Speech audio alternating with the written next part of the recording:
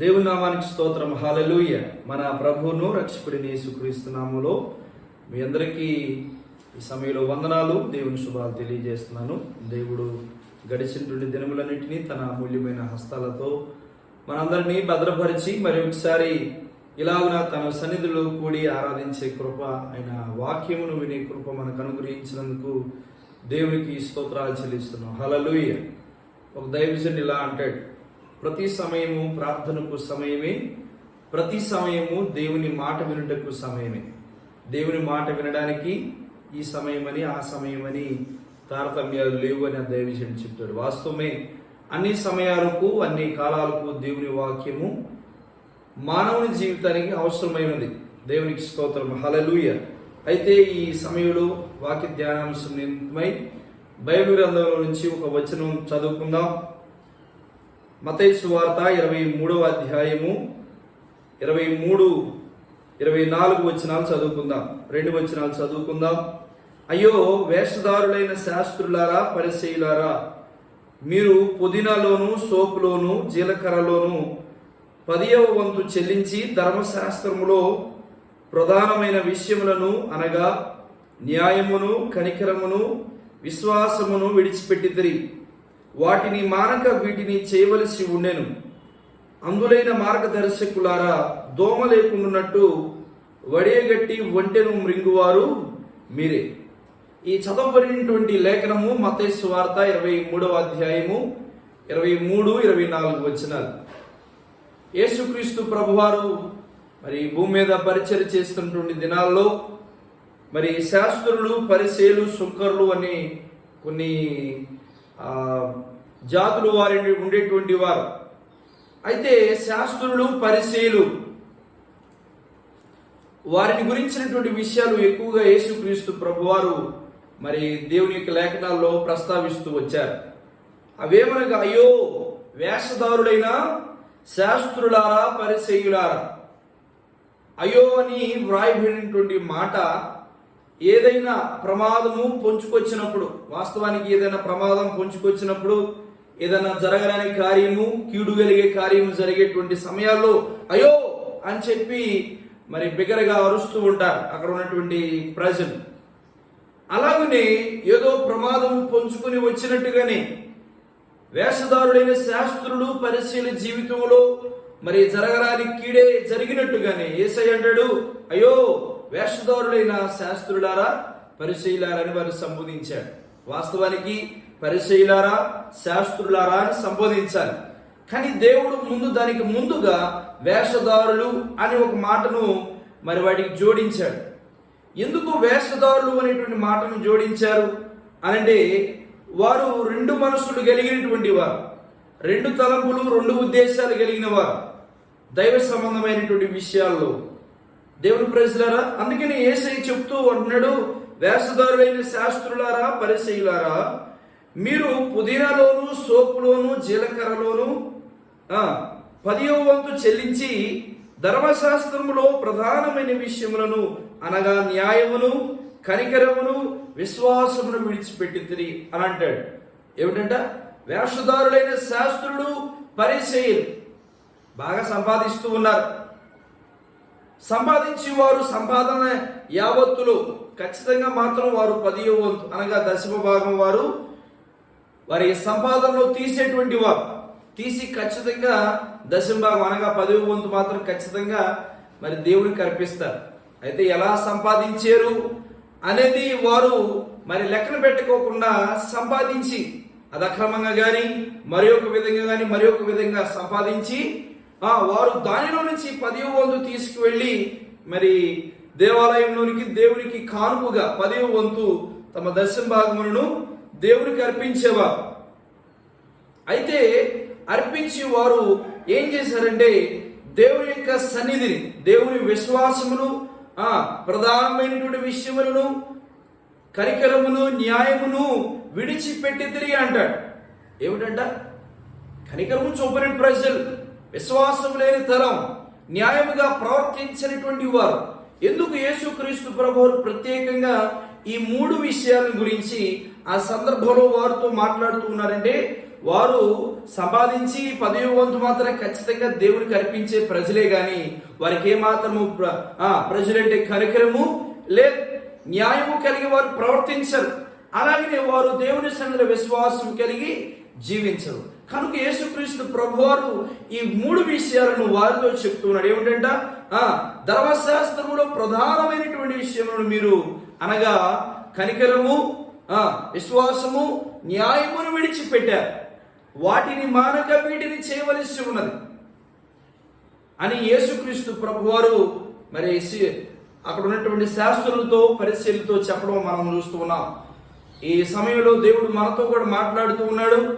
ఏమిటి అంటే, చాలా సందర్భాల్లో దేవునికి కానుకిచ్చేసి మనం ఎలా జీవించినా పర్వాలేదులే అని అనుకునేటువంటి తరం ఒకటి వచ్చింది.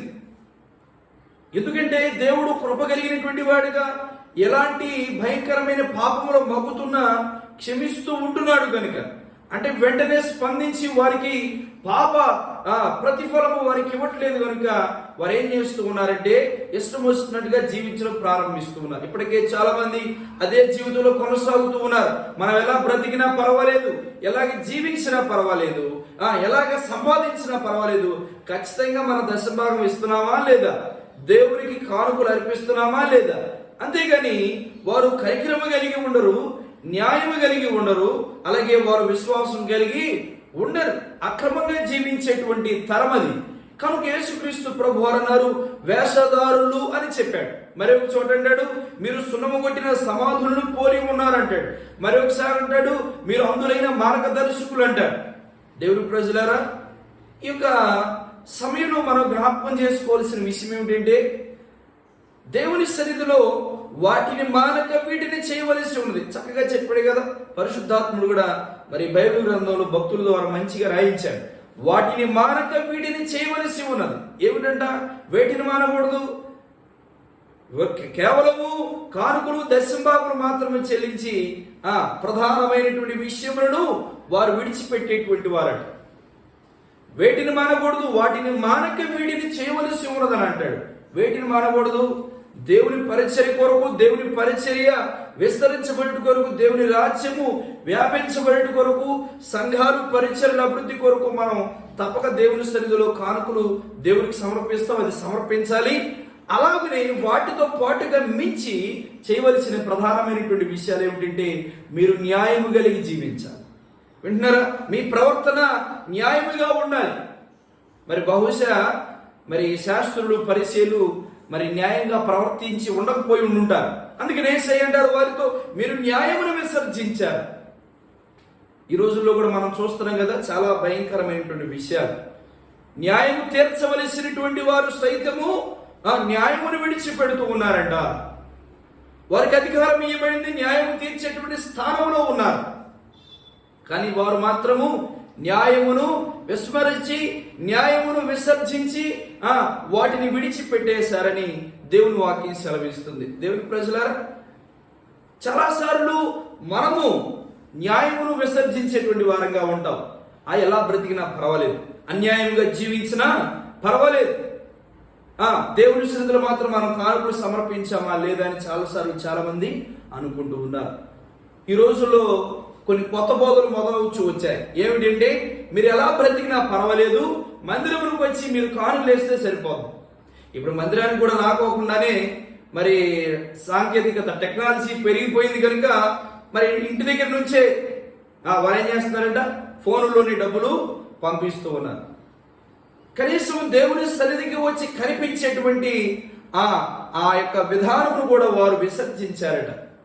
అందుకని దేవుడు అంటాడు, అయ్యో వేషధారులైన శాస్త్రులారా, వేషధారులైన పరిసయ్యులారా, ఓ పరిసయ్యులారా, మీరు వేషమును ధరించుకునేటువంటి వారి 2 రకములుగా జీవిస్తూ ఉన్నారు.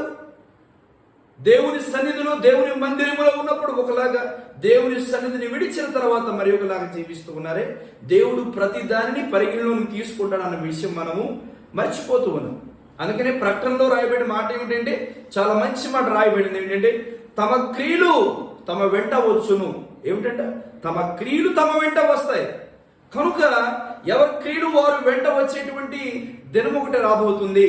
కనుక మనము ఎలాగ సంపాదించామో సంపాదించామా లేదా అనే విషయాన్ని కాదు, ఎలాగ సంపాదిస్తున్నామో, ఎలాగ కష్టపడుతున్నామో, ఎలాగ జీవిస్తున్నామో, అది మన ఉద్యోగమా, అది మన వ్యాపారమా, అది మన చేతి పనా, అది మన ప్రయాణమా, లేకపోతే ఒకరికి సలహా ఇచ్చే విధానమా, అది ఏదైనా కూడా, లేకపోతే పరిచర్యనా, ప్రతిదీ కూడా మనము దేవునికి నమ్మకంగా చేయవలసిన అవసరం ఎంతైనా ఉన్నది. ఇవి ప్రధానమైనటువంటివి. అందుకనే యేసయ్య అంటాడు, వాటిని మానక వీటిని చేయాలి. ఏం చేయాలంట? న్యాయముగా ప్రవర్తించాలట. లోకము న్యాయమును విసర్జించి విస్మరించి విడిచిపెట్టేటువంటి స్థలంలో ఆ సమాజంలో మనం జీవిస్తున్నాం. ధనం కలిగిన వారికి న్యాయం, పదవి కలిగినటువంటి వారికి న్యాయం. వింటున్నారా? బంగారం ఆస్తి, ఆ ఆస్తిపాస్తులు కలిగిన వారి, మంది కలిగినటువంటి వారికి లోకము న్యాయం తీరుస్తుంది.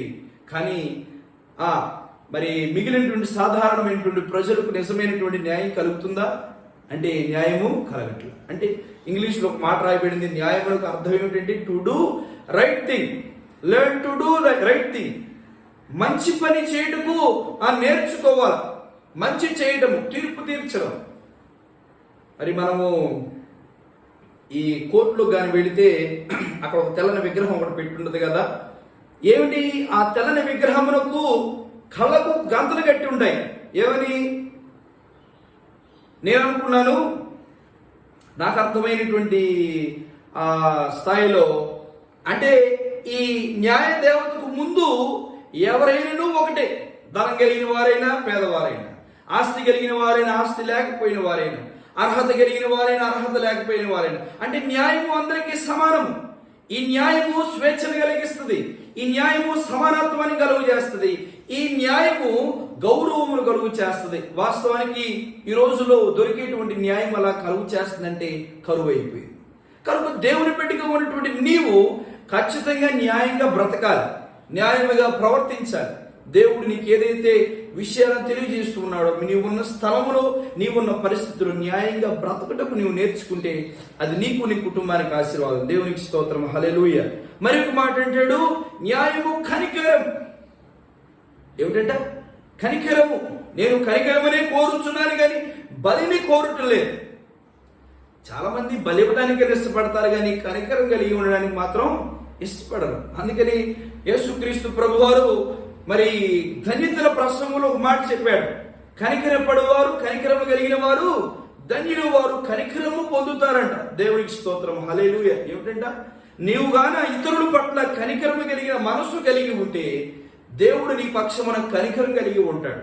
వాస్తవానికి కనికరమునకు అర్థం ఏమిటంటే ప్రతికూల పరిస్థితుల్లో దేవుడు చూపించేటువంటి ప్రేమయే కనికరం. ఏమిటంట? ప్రతికూల పరిస్థితుల్లో నీ పరిస్థితి బాగోలేదు. చాలాసార్లు మనం ప్రార్థన చేస్తాం కదా, అయ్యా మా మీద ఒకసారి కనికరపడయ్యా, అయ్యా మా మీద ఒకసారి జాలిపడయ్యా అని. నాకు ఈ మాట చెబుతున్నప్పుడు ఒక సందర్భం గుర్తొస్తుంది. అదేమిటంటే లూకాసు వార్త 15వ అధ్యాయంలో రాయబడినటువంటి విషయం. ఒక తండ్రికి 2 కుమారులు ఉండిరి. వారిలో ఒక చిన్న కుమారుడు తనకు రావలసిన వాటా అంతటిని జమ చేసుకుని వాటిని కూర్చుకొని కొన్ని దినములైన తర్వాత దూరదేశము వెళ్ళి దుర్వ్యాపారం వల్ల మొత్తము పాడు చేసుకున్న తర్వాత దేశములకు మొత్తము కరువు వస్తే పందులు మేపేటువంటి ఆ పని కుదుర్చుకొని వెళ్ళాడు. చివరికి తినడానికి తిండిలేక పందులు తినే పొట్టు తినాలని ఆశపడిపోయాడు. అంత దిక్కుమాలిన స్థితికి తన జీవితము దుర్భరంగా మార్చిపడి దిగజారిపోయింది. అయితే తనకు బుద్ధి వచ్చిన చక్కగా పరిశుద్ధాత్ముడు ప్రతి మాట జాగ్రత్తగా చాలా మేలుకరంగా రాయించాడు. ఏమంటే అయితే బుద్ధి వచ్చినప్పుడు ఏమొచ్చినప్పుడు బుద్ధి వచ్చింది. ఏమని? నా తండ్రి ఇంట అనేక మంది, ఎంతో మంది 3 పూట్ల చక్కగా భోజనం చేస్తూ వారు ప్రశాంతంగా ఉంటూ ఉన్నారే, నేను ఇక్కడ ఆకలికి చచ్చిపోతున్నాను, అన్నం లేక చాలా ఇబ్బంది పడుతున్నాను, కనీసం నన్ను పరామర్శించేటువంటి వారు ఎవరూ లేరు, నాకెందుకు ఈ బ్రతుకు అని చెప్పి అనుకుని నా తండ్రి దగ్గరికి వెళ్ళాలి. నేను ఉన్న పాటుగా నా తండ్రి దగ్గరికి వెళితే నా తండ్రి నన్ను చేర్చుకోడు, కుమారుడి గారు చేర్చుకోడు. ఎందుకు? వచ్చేటువంటి మొత్తాన్ని కూర్చుకొని, ఆస్తి మొత్తాన్ని కూర్చుకొని దూరదేశం వెళ్ళిపోయి దుర్వ్యాపారం వలన వేశ్యలతో, వ్యభిచారంతో, త్రాగుడు, మద్యము, జోదము, ఇక రకరకాల వ్యసనములతో తన జీవితమును పాడు చేసుకుని చివరికి పిచ్చోడులాగా గడ్డం పెంచుకొని తలంతా మాసిపోయి, బట్టలు మాసిపోయి, పాదములకు చెప్పులు లేనటువంటి విధంగా ఏమిటంట, తన తండ్రి ఇంటికి వచ్చి ఏమనుకుంటున్నాడంటే మనసులో వచ్చేటప్పుడు, కనీసం నన్ను నా తండ్రి కుమారుడిగా స్వీకరించకపోయినా పర్వాలేదు, కానీ నన్ను ఒక దాసుడిగా పెట్టుకుంటే పర్వాలేదులే, నాకు కొంచెం 3 పూట్ల అన్నం దొరుకుతుంది, నేను ఎందుకు ఇక్కడ యాతన పడాలి అనుకున్నాడు. చూడండి, కుమారుడిగా ఉన్నటువంటి తన స్థితి, తన జీవితము తన తండ్రిని అనగా దేవుని విడిచిన కారణం చేత ఎక్కడ దిగజారిపోయిందంట? చెప్పండి, ఎక్కడ దిగజారిపోయిందమ్మా? చివరికి అదో పాతాళములకు తొక్కివేయబడినట్టుగా చివరికి ఎక్కడికి వెళ్ళిపోయింది? పందులు మేసే పొట్టును మేసేటువంటి జీవితంలోకి వచ్చేసాడు. కుమారుడిగా పిలిపించుకునే యోగ్యతను పోగొట్టుకున్నాడు. అయితే తండ్రి జాలి కలిగిన వాడుగా అందరూ తను గుర్తించలేకపోయారు, కానీ చక్కగా తన తండ్రి మాత్రం వాడంత దూరముగా ఉండగానే తండ్రి తన కుమారుని గుర్తించి సంతోషముగా పరిగెత్తుకొని పోయి ఏం చేశారంటమ్మా? కనికరపడి అనే ఒక మంచి మాట రాయబడింది. దేవునికి స్తోత్రం, హల్లెలూయా. అందుకనే కనికరానికి మంచి పదాన్ని చెప్పారు. ఏమిటంటే, ప్రతికూల పరిస్థితుల్లో దేవుడు చూపించే ప్రేమే కనికరం. వాడికి ప్రతికూల పరిస్థితి, తినడానికి తిండి లేదు, ఉండుటకు నివాసం లేదు, అందరూ విడిచిపెట్టారు, అన్ని పోయినాయి, ఏమీ లేని ఒంటరివాడిగా తన బ్రతుకు చివరికి మిగిలిపోయింది. అయితే దేవుని ప్రజలారా, ఈ సమయంలో నేను ఒక విషయాన్ని చెప్పాలనుకుంటున్నాను. ఏమిటంటే, తండ్రి కనికిరి పడ్డాడంట. దేవునికి స్తోత్రం, హల్లెలూయా. ఏమిటిది? తండ్రి కనికిరి పడ్డాడు. ఎవరైనా కనికిరి పడ్డారా? వేశ్యలు తను తిరిగి దుర్వ్యాపారం వల్ల పాడు చేసిన చోదగాండ్లు ఏమన్నా కనికిరి పడ్డారా? లేకపోతే వ్యభిచారం చేసినటువంటి ఆ సమయంలో ఆ వ్యభిచార వృత్తిలో ఉన్న వారు ఏమైనా కనికిరి పడ్డారా? జోదగాండ్లు లేకపోతే మద్యపానం చేసినటువంటి వారు ఏమైనా తన దగ్గర మొత్తము తిని తాగి తందనాడినటువంటి తన సహచరులు ఎవరైనా మరి తనకు తోడుగా ఉన్నారా అంటే ఎవరు లేరు. కనీసం ఒక పూటకి కూటి కూడా గతి లేనిటువంటి స్థితికి తన పరిస్థితి దిగజారిపోయింది. అయితే దయగలేని వాడిగా దేవుడు ఏంటంట, తన పక్షమున కనికరి పడ్డాడంట. దేవునికి స్తోత్రం, హల్లెలూయా. కనుక దేవుడు మన పక్షమున జాలి పడిన వాడు, దయగలిగినటువంటి వాడు, కనికరమ కలిగిన వాడు. కనుక మనము దేవుని బిడ్డలంగా జాలి పడాలి, కనికరి పడాలి. కొన్నిసార్లు మనం ఉన్న సమాజంలో, మనం ఉన్న ప్రాంతంలో మనకన్నా కొంచెం తక్కువ స్థితి కలిగిన వారు ఉన్నారనుకోండి, వారి పక్షమున మనం జాలి పడాలి, కనికరి పడాలి. వారి ప్రతికూల పరిస్థితుల్లో దేవుని ప్రేమను బట్టి మనము చేయగలిగినంత మనం ఏదో ఒక పని వారి కొరకు చేస్తే అది దేవుడు మెచ్చుకునే పని. అందుకంటే ధన్యుల ప్రసంగులు అంటాడు, కనికరము గలవారు ధన్యుడు అంట. నీకు ఆస్తి ఉంటే ధన్యుడు అవుతావా? కాదు కదా. కనికరము కలిగి ఉంటే నీవు ధన్యుడు అంట. దేవునికి స్తోత్రం, హల్లెలూయా. ఒకవేళ నీవు మరి ఒకసారి ప్రతికూల పరిస్థితిలో ఉంటే దేవుడు నీ మీద కనికరి పడతాడంట. ఎందుకు? నీవు అంతకుముందే కనికర హృదయం కలిగిన వాడవై సహాయం చేసినటువంటి అనుభవం నీకు ఉన్నది కనుక. దేవుడు ప్రజలారా, మొదటిగా మనం న్యాయం కలిగి ఉండాలి, న్యాయంగా బ్రతకాలి, కనికరం కలిగి ప్రవర్తించాలి, అలాగనే విశ్వాసం కలిగి జీవించాలి. దేవునికి స్తోత్రం, హల్లెలూయా. విశ్వాసం లేని మూర్ఖతనము ప్రారంభం అయిపోయింది. ఏదైనా సమస్య రాగానే ఏం చెప్తూ ఉన్నారు? అయ్యగారు మా కొరకు ప్రార్థన చేయండి. సంతోషం. దైవజనులు మరి సంఘంలో ఉన్నటువంటి పెద్దలు, సంఘస్థులు అందరూ ప్రార్థన చేయడానికే ఉన్నారు, మంచిదే. అయితే నువ్వు ప్రార్థన చేస్తున్నావా? నీ విశ్వాసం కలిగి ఉంటున్నావా? అందరికి టకటక వాట్సాప్లో లేకపోతే ఫేస్బుక్లో ప్రార్థన అవసరం టకటకనే వెంటనే పంపిస్తూ ఉన్నావు, కానీ నీ విశ్వాసం కలిగి ఉంటున్నావా? ఈ రోజుల్లో కొంతమంది లైవ్ ఇస్తూ ఉన్నారు. ఈరోజు ఈ సమస్య తీరిపోతుంది అనగానే ఆమేన్ ఆమేన్ ఆమేన్ అని పెట్టేస్తారు కామెంట్. అలా కూడా రాత్రి 12 గంటలు, 1 గంటల సమయం, 2 గంటల సమయం వరకు కొంతమంది సహోదరులు ఫేస్బుక్లో వాటిల్లో సాంకేతిక మాధ్యమాల్లో లైవ్ ఇస్తుంటే వారు ప్రత్యక్ష ప్రసారాలు వారు ఏం చేస్తారంటే ఆమేన్ ఆమేన్ ఆమేన్ అని పెడతాడు. వీడికి విశ్వాసం లేదు, వీడు ప్రార్థన చేయడు, వీడు దేవుని శరీరంలో మొరపెట్టాడు, వీడు దేవుని శరీరం ఎన్నడూ గోసాడేటువంటి అనుభవం లేదు. ఎవరైనా నీకు మేలు కలుగుతున్నాను కానీ వెంటనే ఏం చెప్తాడంట తిరిగి ఆమేన్. మంచిదే, కానీ స్వతహాగా దేవుణ్ణి వెతికే అనుభవం ఉందా? ఆ విశ్వాసం నువ్వు కలిగి ఉన్నావా?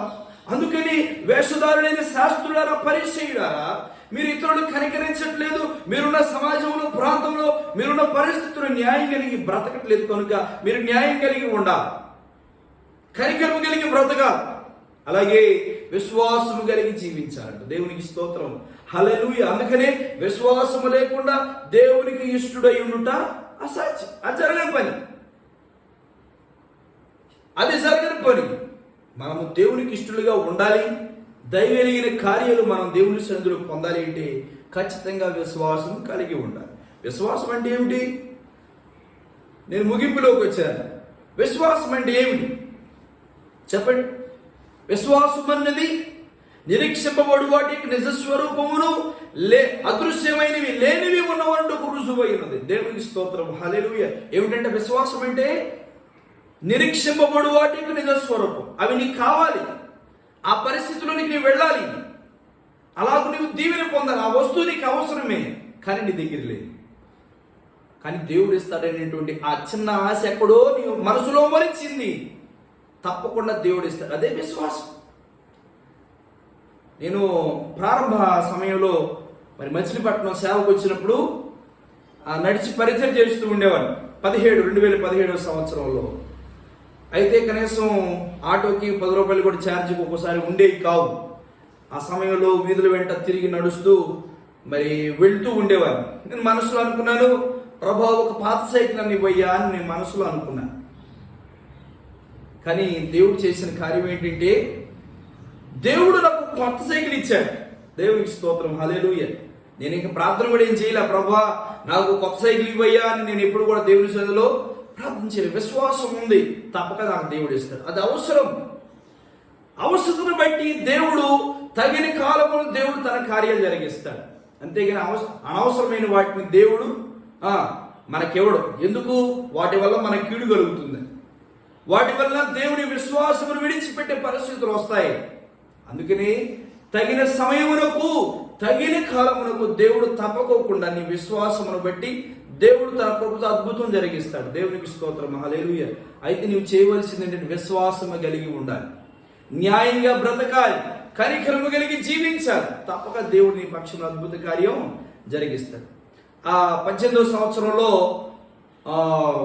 మా చర్చి యానివర్సరీ జరుగుతున్నప్పుడు అప్పుడు సైకిల్ మీదే కావలసిన ఈ వస్తువులు సరుకులు తీసుకొచ్చారు. ఆ సమయం కొంచెం ఆలస్యమైంది. తీసుకొచ్చే సమయానికి మీటింగ్ కొంచెం ఆలస్యమయ్యే పరిస్థితి వచ్చింది. అయ్యా ఒక బండి ఇవ్వయ్యా అన్నా. ఏమన్నాను? అయ్యా ఒక బండి ఇవ్వయ్యా. మే 6వ తారీఖున మరి సంఘం యొక్క వార్షికోత్సవం అయిపోయింది, మీటింగ్ అయిపోయింది. దేవుడు 14వ తారీఖు, 6వ తారీఖు మీటింగ్ అయిపోయింది, 14వ తారీఖు దేవుడు కొత్త బండి ఇచ్చాడు. దేవునికి స్తోత్రం, హల్లెలూయా. దేవుని కార్యాలు చాలా గొప్పవి. మనం అడిగి ఊహించు వాటికంటే అత్యధికముగా చేయగలిగిన వాడు మన దేవుడు. వింటున్నారా? నేను సైకిల్ మీద వెళ్ళేటప్పుడు, నడిచి వెళ్ళేటప్పుడు పలానా బండి అయితే బాగుండేదని ఎప్పుడన్నా ఒకసారి అనుకునేవాడిని. దేవుడు నేను అనుకున్న బండినే దేవుడు నాకు ఇచ్చాడు. ఇవన్నీ కూడా విశ్వాసం ద్వారా దేవుని కృపతో జరిగే కార్యాలు. కనుక నిరీక్షింపబడు వాటి యొక్క నిజస్వరూపం నీవు దేని కొరకు నిరీక్షిస్తున్నావో తప్పక నీ విశ్వాసం కలిగి ఉంటే తప్పక నీ జీవితంలో అద్భుత కార్యం, ఆ అద్భుత కార్యం దేవుడు జరిగిస్తాడు. తన నామమునికి మహిమ కలుగునుగాక, హల్లెలూయా. ఏమిటంటే అది నిరీక్షింపబడు వాటికి నిజస్వరూపము అదృశ్యమైన ఉన్నవన్నట్టుకు రుజువు. ఏమిటా రుజువు? అదృశ్యమది, కంటికి కనబడట్లా, ప్రస్తుతం లేదు, నీ పరిస్థితి అంత స్థితిలో లేదు. కానీ దేవుడు నేను ఆ స్థితికి హెచ్చరించబోతున్నాడు, నేను ఆ పరిస్థితిలో దీవించబోతున్నాడు. అదే రుజువు. నీకు విశ్వాసం ఉంటే తప్పకోకుండా తన కార్యాలు జరిగిస్తాడు. దేవుని మాటలో సున్నైనను పొల్లైనను తప్పిపోదంట. దేవునికి స్తోత్రం, హల్లెలూయా. విశ్వాసం కలిగి ఉండగలిగింది. అందుకే ఈ సమయంలో మనం జ్ఞాపకం చేసుకోవాలి, వేషధారుల వలె మనం ఉండొద్దు, వేషధారుల వలె మనం బ్రతకొద్దు. మన జీవితము వేషము లేనిటువంటి విధముగా ఉండాలి. ఈరోజు తలకి వేషము, ముఖములకు వేషము, వస్త్రాల వేషములు, అన్ని వేషములే. వేషము ధరించేటువంటి ఆ పరిస్థితి, ఆ అనుభవాలు మనలో ఉండకూడదు. దేవుని బిడ్డలంగా ఖచ్చితంగా తేటతెల్లంగా ఉండాలి మన బ్రతుకు. నేను అందుకే చెప్తాను, మచిలీపట్నంలో ఎక్కువగా మరి 1 గ్రామ్ గోల్డ్ మరి గిల్టు నగలు దొరుకుతాయి కదా. ఏమిటంట, లోపల ఒక మెట్లు ఉంటుంది, పైకి మాత్రం బాగా శృంగారించి బంగారులా కనబడుతుంది. ఆ పైన మెరుగు ఇట్లా రుద్దితే లోపల ఏం కనిపిస్తుందంట, మెటలు కనిపిస్తుంది అన్నమాట. నేనంటాను, లోపల ఇలా రుద్దిన బండకేసి బాదిన లేకపోతే మరియు దానిలో కరిగించిన లోపల కూడా బంగారమే రావాలి అని దేవుడు కోరుకుంటున్నాడు. దేవునికి స్తోత్రం, హల్లెలూయా. అంతేగాని మనం మెటలుగా పైపైన పూతలు వేసుకునే వారంగా ఉండకూడదు. ఖచ్చితంగా స్వచ్ఛంగా తాజాదనంగా యథార్థంగా ఉండాలి. జీవకూడంబాలు పోయి జీవితాన్ని నాశనం చేసుకోవద్దు. ఈ సమయంలో మనం జ్ఞాపకం చేసుకుని వేషధారులు వెళ్ళి ఏదో కానుక ఇచ్చేసాం కదా, అయిపోయిందిలే, మనం ఎలా బ్రతికినా పర్వాలేదు, ఎలా జీవించినా పర్వాలేదు, ఎలాగ బ్రతికినా పర్వాలేదు, ఎవరు మనల్ని అడిగేవారు ఉన్నారు అని చాలాసార్లు నువ్వు అనుకుంటూ ఉంటే ఈ యొక్క మధ్యాహ్న కాల సమయం నువ్వు జ్ఞాపకం చేసుకోవాల్సిన ఒక మాట, ఒకరోజు నేను దేవుడు ప్రతిదీ ప్రశ్నించేటువంటి సమయం రాబోతుంది. నీ కైలు నీ వెంట వచ్చేటువంటి పరిస్థితి రాబోతుంది.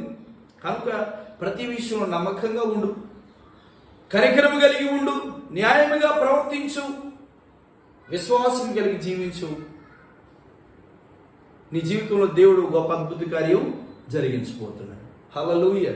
కనుక ఈ సమయంలో అట్టి కృప పరిశుద్ధాత్మ దేవుడు మనందరికీ ఈ వాక్యము వింటున్న ప్రతి ఒక్కరికి దేవుడు దయచేసి మధ్యాహ్నం వారందరిని ఆశీర్వదించును గాక. ఆమేన్, ఆమేన్. ప్రార్థన చేద్దాం. మహోన్నతుడా, సర్వాధికారి, మీ పరిశుద్ధ నామానికి స్తోత్రాలు. ఈ యొక్క మధ్యాహ్న కాల సమయంలో వాటిని మానక వీటిని చేయవలసి ఉన్నది అని చెప్పి దేవా మీరు మాతో మాట్లాడిన విషయంలో కొరకై స్తోత్రాలు. దేవా 10వ వంతుని చెల్లించి ఇష్టానుసారంగా బ్రతికి మీకు అవిధేయులైనటువంటి వారు చాలా మంది ఉన్నారు. అందుకని అలాంటి వారితో మీరు చెప్పారు, అయ్యో వేషధారులైన శాస్త్రులారా, పరిసయ్యులారా, మీరు 10వ వంతు చెల్లించి ధర్మశాస్త్రములో ప్రధానమైనవి విడిచిపెట్టి న్యాయము విడిచిపెట్టారు, కనికరము విడిచిపెట్టారు, విశ్వాసము విడిచిపెట్టారు. కనుక విశ్వాసము విడిచిపెట్టొద్దు, న్యాయమును విడిచిపెట్టదు, కనికరము విడిచిపెట్టొద్దని మా ప్రభువా ఆనాడు వేషధారులైన శాస్త్రులు పరిశీలనతో మాట్లాడినట్టుగా ఈరోజు మాతో మాట్లాడినందుకు కొరకై స్తోత్రాలు. దేవా, కూడి ఉన్న మమ్మల్ని దర్శించు ప్రభు, న్యాయముగా బ్రతుకుతూ కనికరము కలిగి ప్రవర్తిస్తూ విశ్వాసం కలిగి జీవించే కృప మా అందరికీ దయచే.